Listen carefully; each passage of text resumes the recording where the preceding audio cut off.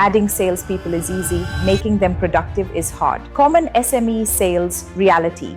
Sales team expanded, territories poorly designed, incentives misaligned, training done but not measured, managers chase numbers daily. Yet, conversion stagnates, cost of sales increases, EBITDA pressure grows. Example, 40 salespeople, average monthly target 15 lakh rupees, even 10% productivity loss equals 72 crore annual revenue leakage potential. But nobody tracks sales capability ROI because sales is treated as hiring problem, training problem instead of a capability system problem. Stride aligns sales on 5 dimensions.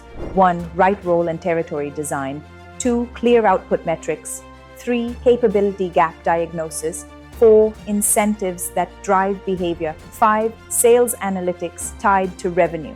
Outcome, faster ramp up, higher conversion, predictable revenue engine. Sales growth doesn't come from more people. It comes from better capability design. That's what Stride delivers.